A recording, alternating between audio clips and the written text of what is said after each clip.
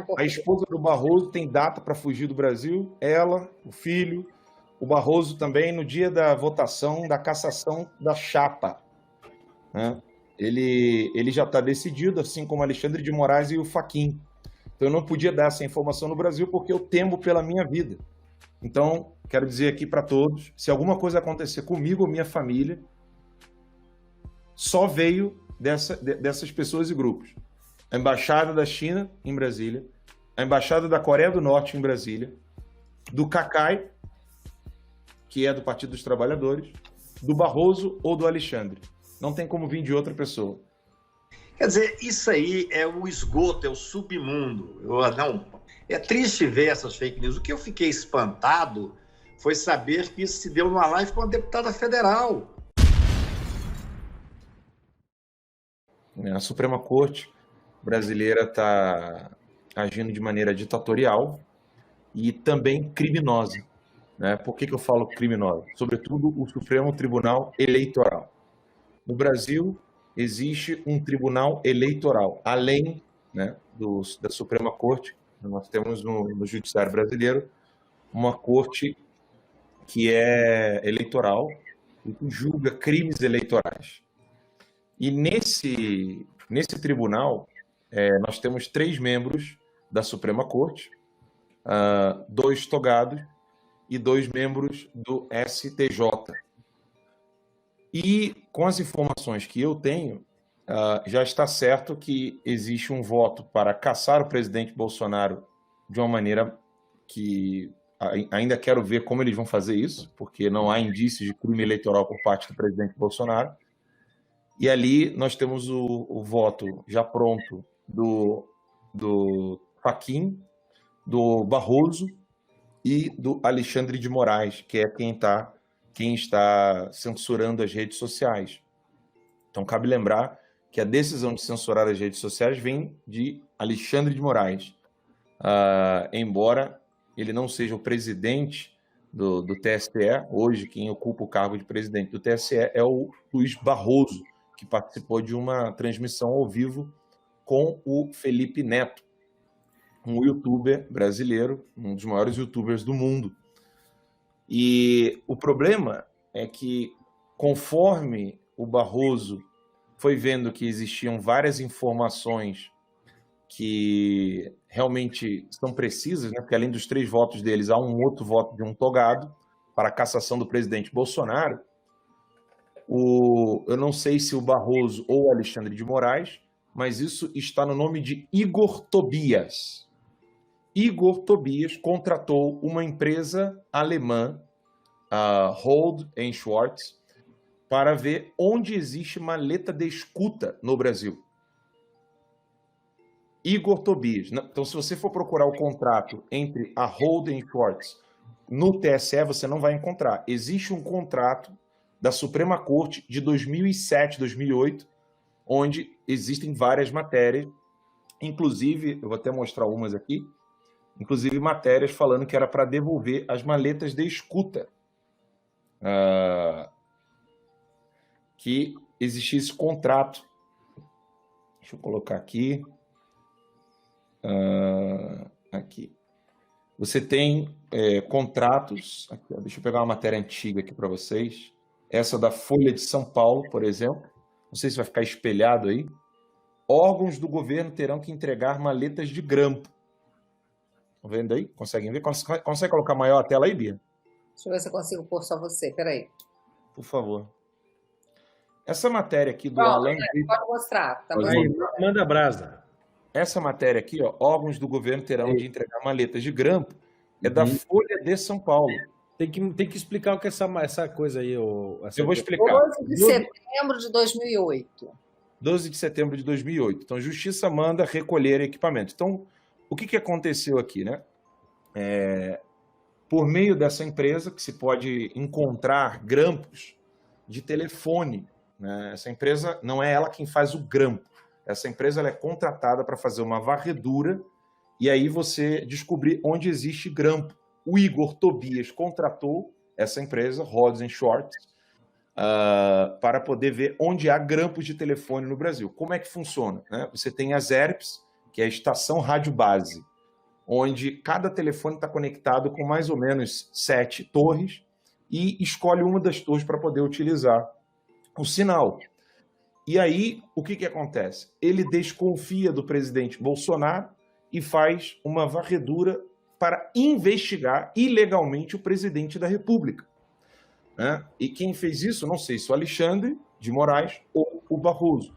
Eu sei que está no nome de Igor Tobias. Igor Tobias, que trabalha no TSE. E aí descobriram-se 3 maletas de escuta telefônica no Brasil. Uma na casa do Cacai, que é advogado do PT, entra de bermuda lá no STF. Eu não vou dar aqui o endereço do Cacai, mas existe essa maleta lá na casa do Cacai. O outro endereço é na Embaixada da Coreia do Norte, na QI 25, no Lago Sul. E a outra maleta de escuta está na Embaixada da China. Mas só que eles ainda ficam usando de maneira móvel. Então, por que eu estou dando essas informações? Porque eu já não estou no Brasil. Se eu estivesse, eu estaria com medo de morrer. Essa é a verdade. Porque estamos lidando com criminosos. Eu estou acusando, aqui agora, o Luiz Roberto Barroso de prevaricação. Ele prevaricou. Ele tem uma informação de escuta telefônica vindo de 2 embaixadas.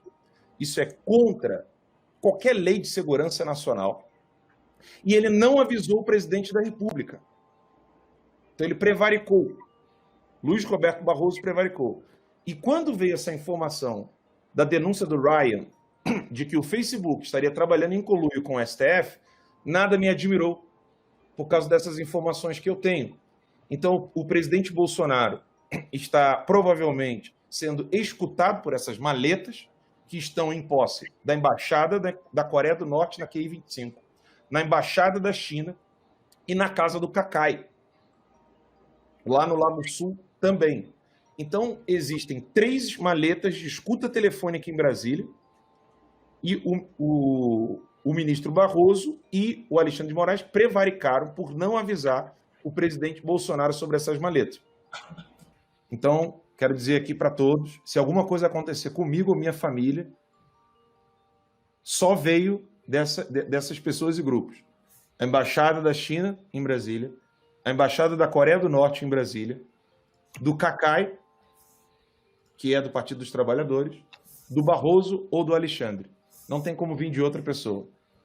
Então, estou sim colocando minha vida em risco dando essa informação, porque eu tenho essa informação e estou aqui transmitindo para vocês. A única maneira de eu poder dar essa informação era fora do país. Hoje já estou fora do país, seguro, né? E estou aqui trazendo essa notícia para vocês. Eles querem caçar o presidente Bolsonaro, estão fazendo escuta telefônica, fizeram 2 buscas e apreensões na minha casa para colocar escuta e ninguém teve 2 buscas e apreensões. A minha casa, eu creio que foi a única. Porque eles colocaram uma escuta na primeira busca e apreensão e retiraram na segunda, provavelmente. Provavelmente. Então, eles fizeram de tudo para obter qualquer tipo de informação que pudesse criminalizar o presidente Bolsonaro e utilizar isso no TSE. Até agora não encontraram. Inclusive, quebraram o sigilo bancário. O meu sigilo bancário, para tentar encontrar alguma coisa. E não encontraram. São criminosos. Eles não respeitam a democracia, não respeitam a liberdade. Para você então, a esposa do Barroso tem data para fugir do Brasil, ela, o filho, o Barroso também, no dia da votação, da cassação da chapa. Né? Ele já está decidido, assim como Alexandre de Moraes e o Fachin. Então, eu não podia dar essa informação no Brasil porque eu temo pela minha vida, né? E dos meus filhos e da minha família. Então, o que o Barroso está fazendo é um crime, né? É um crime, ele está prevaricando, né? E prevaricação aqui é um dos menores crimes que ele está cometendo. Barroso e Alexandre de Moraes são criminosos e estão preparando um golpe contra o presidente. Eu não sabia quem era esse Alan dos Santos, depois que me mandaram isso pela manhã, eu achei que era alguma brincadeira e tal. Aí quando eu fui ver, a Embaixada da China, a Embaixada da Coreia do Norte, 2 ministros do Supremo. Quer dizer, isso aí é o esgoto, é o submundo. Vários amigos meus, eu sou advogado criminal, entraram em contato para processar esse cidadão. É claro que eu não vou dar esse prestígio a ele. É uma história tão teratológica, tão realmente assim. É triste ver essas fake news. O que eu fiquei espantado foi saber que isso se deu numa live com uma deputada federal. Essa Bia Kicis, inclusive, é minha contemporânea de faculdade. Talvez ela seja um pouco mais velha, pelo menos parece ser. Mas eu fiquei espantado de ver isso, porque como é que uma deputada federal usa o prestígio que o parlamento tem para poder vir com uma história que é absolutamente ridícula? Não tem muito como responder. Quer dizer, você imagina o que é um cidadão, até onde sei, eu vi pela manhã hoje que ele já teve busca e apreensão, ele mesmo fala que teve, está sendo investigado pelo Supremo. Nós temos que saber quem financia esses grupos. Isso é que interessa. Agora, primeiro, eu não sou nem do PT, ele é tão desinformado, eu nunca tive filiação partidária, realmente advoguei para muita gente, né? Advoguei para mais de 90 governadores, eu sou advogado criminal. No governo Fernando Henrique eu tive 17 ministros que foram meus clientes, no governo Lula e Dilma só 13, quer dizer, eu já perdi um pouco de cliente aí nesse governo do PT. Mas a questão não é essa, a questão é a gravidade, do meu ponto de vista, de uma deputada federal usar o prestígio da Câmara para conversar com um cidadão que é absolutamente insano. Eu não sei nem quem é esse cidadão. E vou ser sincero, não irei atrás. Eu prefiro me recorrer de Mário Quintana quando diz eles passarão, eu passarinho. Não dá para dar resposta e credibilidade a um cidadão desse nível. Isso aí são as pessoas que vivem no submundo. Ora, sobre o anonimato, que tem essa mídia social terrível. Nós temos que discutir a questão das fake news. Veja bem, eu sou um defensor empedernido da liberdade de expressão, é óbvio, mas nenhum direito é absoluto. O cidadão que fala uma coisa dessa tem que ser responsabilizado, porque nós temos que saber, por isso que esse inquérito do Supremo é um inquérito tão importante, nós temos que saber quem é que está por trás.